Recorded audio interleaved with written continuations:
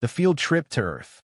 The shuttle broke atmosphere with a violent shudder, its hull glowing red as Earth's gravity clutched it tight. To the alien students inside, the turbulence felt like the world itself was trying to swallow them whole. For most of them, this was their first time visiting a Category 5 Deathworld, and despite the academic reassurances, their scales, feathers, and carapaces quivered with unease. Professor Yillern, a long-bodied Alari with translucent fins that glimmered in the cabin light, spoke in the calm, practiced tones of a lecturer. Now, students, remember your mission.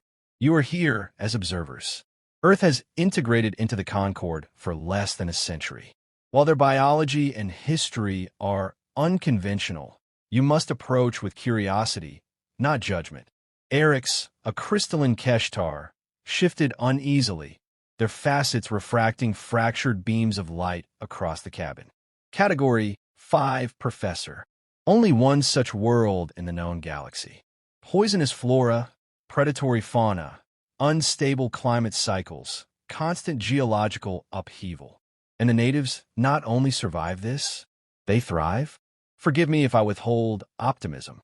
The aquatic student, Lura, floated nervously in her hydration pod, tendrils curling against the glass. My people struggle with a single hurricane. These humans live with hundreds a year? It cannot be real. Professor Yillern spread his fins in a gesture of reassurance. That is why you are here. To witness, to learn. The shuttle touched down at a sprawling desert facility. Angular metal structures surrounded by barren, sun-baked stone. Waiting for them were humans, clad in earth-toned uniforms and protective vests, each one exuding the casual confidence of a species that had wrestled with danger and claimed victory. At the forefront stood their host, Commander Hale. His voice, amplified by the dry air, was steady and strong. Welcome to Fort Resolute. You're not here for hospitality tours or cultural pleasantries. You're here to understand why Earth carries the reputation it does. You'll be learning about one thing only: weapons. A ripple of alarm spread among the alien students. Weapons? They had assumed they would be studying agriculture adapted to hostile biomes or urban resilience in dangerous climates. Not weapons. Still, they followed, their steps echoing through steel corridors until they entered a cavernous hall. Inside stretched rows upon rows of displays, each one showcasing a weapon from Earth's long and bloody history. At the nearest pedestal rested a sharpened stone, primitive yet sinister. Hale's voice cut through the silence. This is the first step, a rock shaped to pierce flesh. Humans learned early that survival meant not just defending, but fighting back. Beside it lay spears, then bows, then iron swords. The alien students crowded close, uneasy. The weapons were ancient, almost laughably simple compared to plasma-based defenses and stun emitters used in the wider galaxy. But the sheer variety unsettled them. Humans had not stopped at one design. They had iterated, relentlessly. Yillern forced a chuckle, though his voice wavered. Curious artifacts. But surely, Commander, these are relics of an uncivilized past. Humanity has since evolved beyond such savagery. Hale regarded the alien professor with a half-smile, not unkind, but sharp enough to cut. Relics? Yes, but not forgotten. Every weapon here tells a story of survival, of humans refusing to yield to predators, to rival tribes, to empires that sought to enslave them. We do not forget. We cannot. He guided them deeper into the hall. Bronze swords gleamed under the lights. Suits of medieval armor stood like silent sentinels. Siege weapons loomed above the students. Catapults, battering rams, trebuchets. The insectoid student clicked his mandibles nervously. You built machines, entire machines, whose sole purpose was destruction? Hale nodded without hesitation. Our predators were larger, our enemies more numerous. Nature didn't care if we were weak, so we built stronger teeth, longer claws, fire we could throw across walls, stones we could hurl through fortresses. That's how we survived. The aliens exchanged glances, their unease growing. To them, weapons were crude necessities, abandoned once society stabilized. On their homeworlds, violence had been tamed long ago, restrained by treaties and technological harmony. But humans had carried violence forward like a torch, refining it, perfecting it, embedding it into their culture. At the far end of the hall, the student stopped before a suit of steel plate, its visor staring blankly. A banner overhead read, "The Warrior's Age." Eric's, the crystalline student, finally spoke, his tone sharp with disbelief. "Professor, this is not culture. This is obsession. This entire facility it is a temple to violence." Professor Yillern said nothing. His fins fluttered in silent discomfort. Commander Hale caught the words, his expression unchanging. "Temple? No, this is a record. A record of every time the universe tried to break us and failed." The silence that followed was heavy, pressing against every alien chest like a weight. The students realized something they had never considered. Weapons to humans were not aberrations. They were heritage. As the group turned toward the next wing of the facility, Hale's voice echoed behind them, deep and steady. "You've seen the beginning. Flint and iron, wood and steel. But that was only the start. What comes next is fire." The corridor ahead glowed with a faint red light, the hum of machines audible beyond the doors. The alien students hesitated, dread settling in their stomachs. And yet, curiosity pushed them forward. Because for the first time, they understood this was not simply a tour. This was a revelation. Lessons in fire and steel.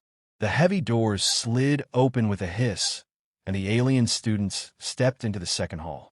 If the first had been unnerving, this one was suffocating.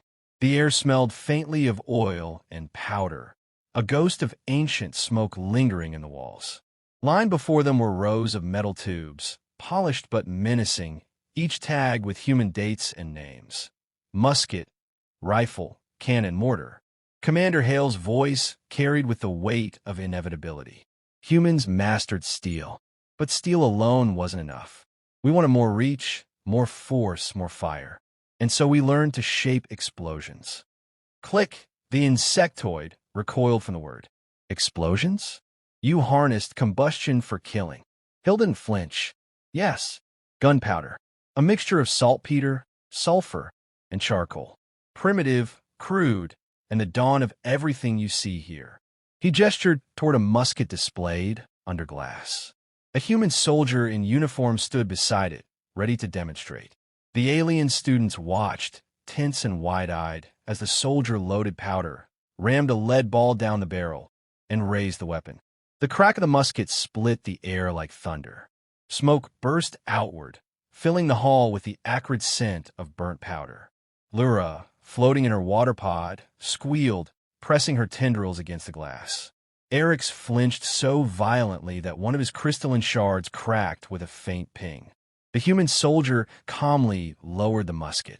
Hale's eyes swept across the trembling students. That was the sound that changed our world forever. One man, one pull of the trigger, death at a distance. No claws, no teeth, no muscle required. Just fire and lead. They moved onward. The weapons grew larger, heavier, more monstrous. Cannons loomed in steel rows, their black maws staring like unblinking eyes. A mannequin in naval attire stood beside a replica broadside, frozen mid-command. Hale stopped before it. With cannons, we destroyed castles that once thought themselves eternal. We shattered fleets and reshaped empires. For the first time, a single ship could sink hundreds of lives in a single volley. Click clacked his mandibles nervously. You built devices that vomit death across the sea, and you mass-produced them. The commander's reply was cold, but not unkind. When survival is uncertain, numbers matter less than certainty. We built not one. We built thousands. The alien students shifted uneasily, their nervous glances betraying a single shared thought. This species had been cultivating violence like a crop. They were led deeper into the hall, past Gatling guns, bolt-action rifles, and machine guns mounted on tripods. The humans seemed to take quiet pride in the chronology, each new invention uglier and louder than the last. Then came the demonstration range.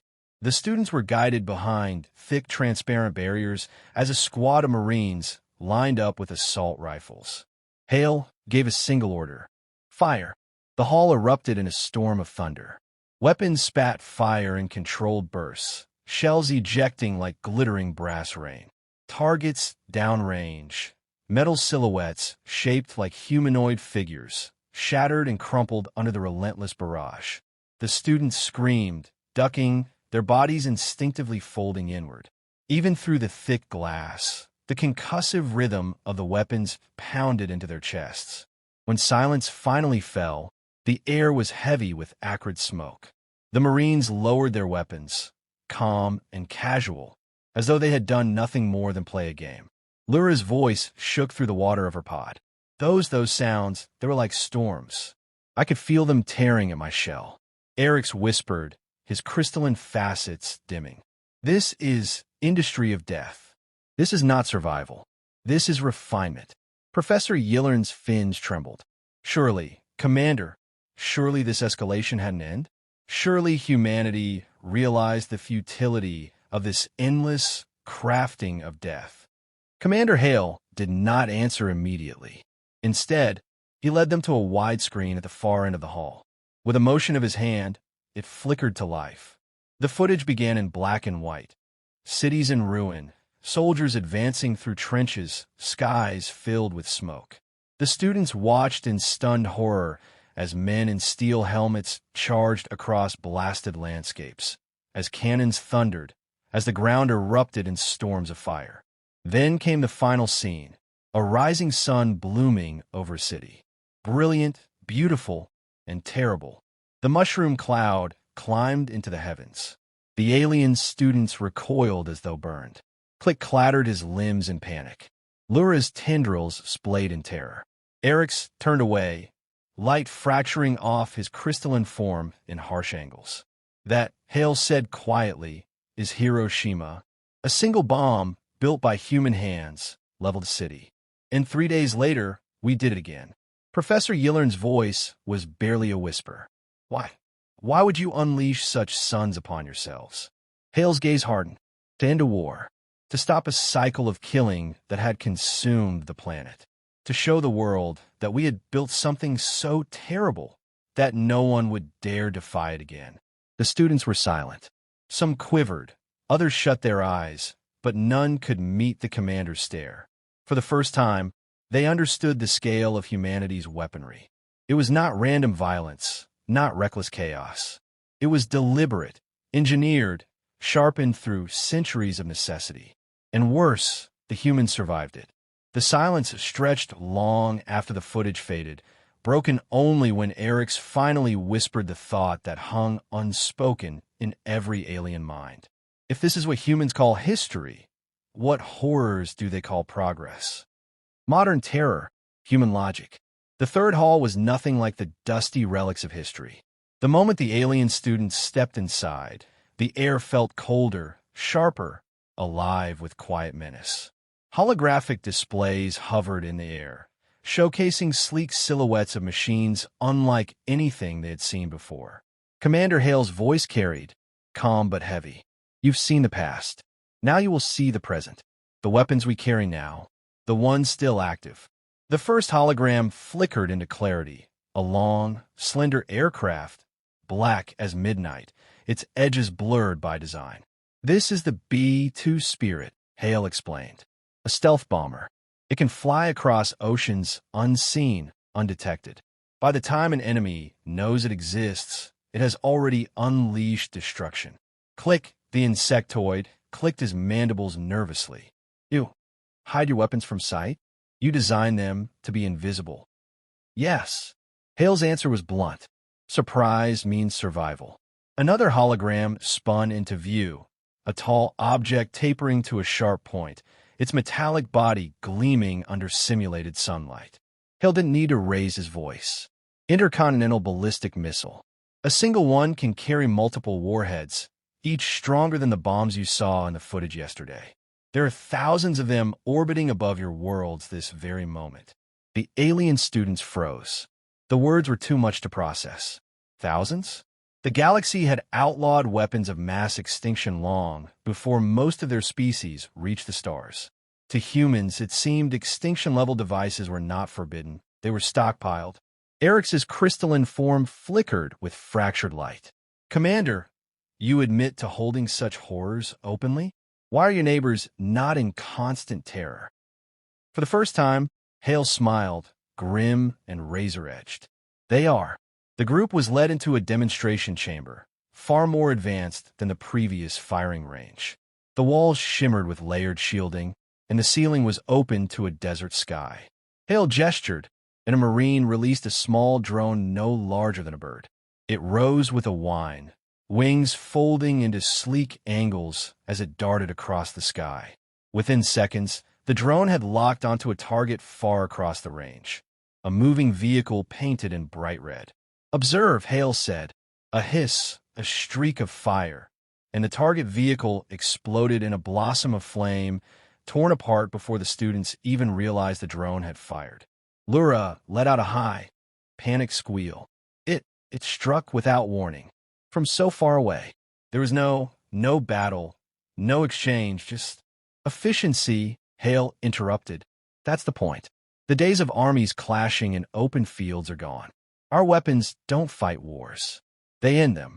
Click's limbs trembled so violently they clattered against each other. "This is not war.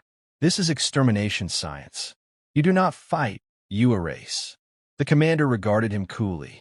"If you face predators that never stop, you learn to finish the fight before it begins." The students exchanged glances, each one seeing the same, fear mirrored back. Humanity's weapons weren't just brutal. They were precise, efficient, engineered with cold logic. No wasted movement, no wasted death. Another hologram activated, orbital satellites, vast arrays circling Earth. Hale explained in that same steady tone.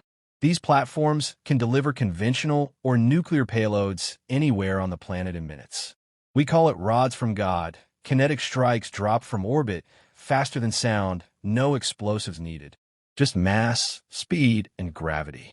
Eric's voice was a whisper. "You turn the very sky into a weapon." Hale's gaze swept the group. On a Deathworld, everything becomes a weapon. Gravity, fire, stone, the cold. You either die, or you learn to wield them.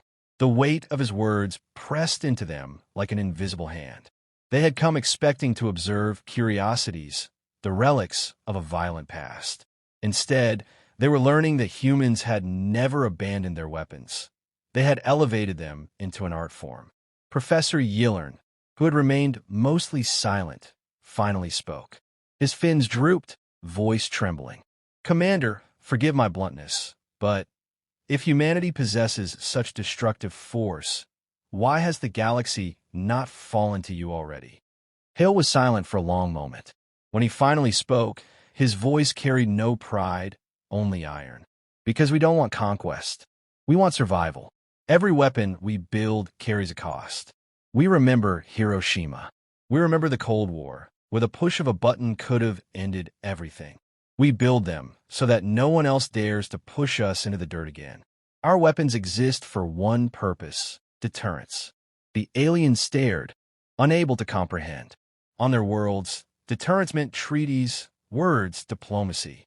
To humans, deterrence meant holding the power to annihilate and daring the universe to test them.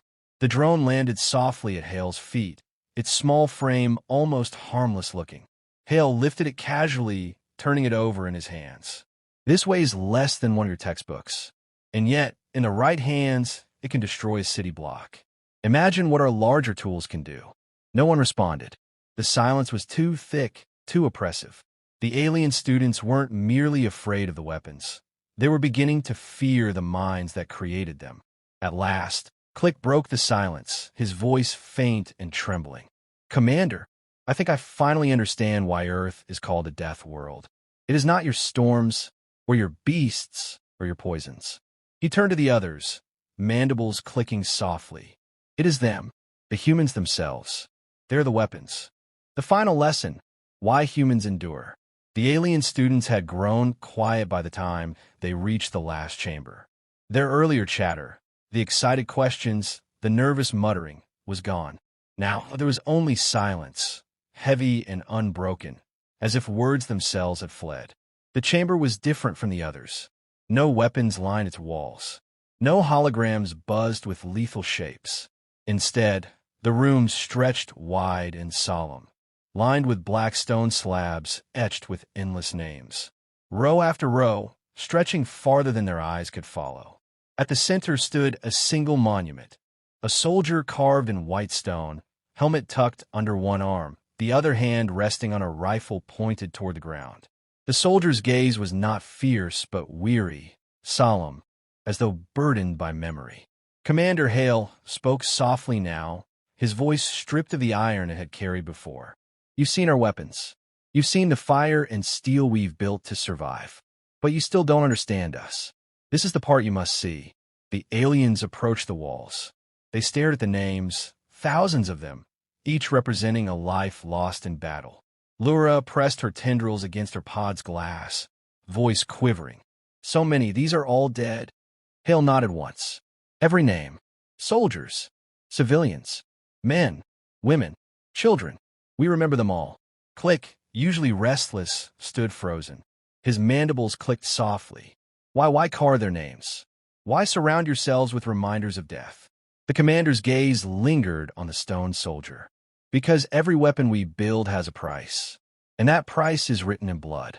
These names remind us not of what we've destroyed, but of what we've lost protecting ourselves." Professor Yillern's fins trembled. "Then, you mean to say your weapons are not monuments to violence, but to sacrifice?" Hale turned toward the professor, eyes steady.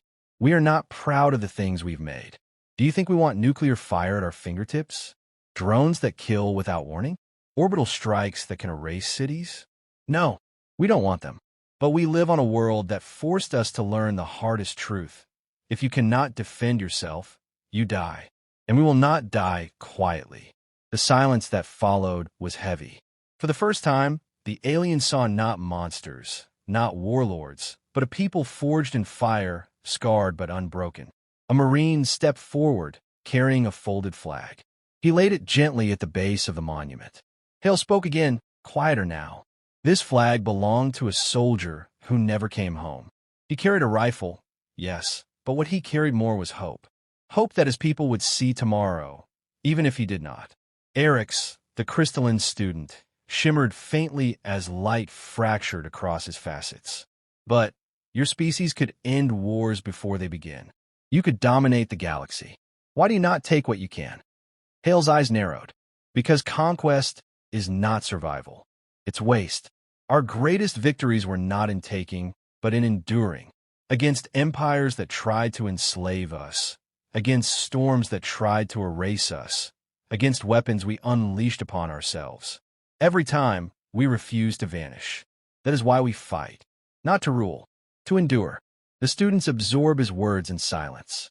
Their minds raced, but none found the courage to speak until Lura's voice finally broke through, soft and almost reverent.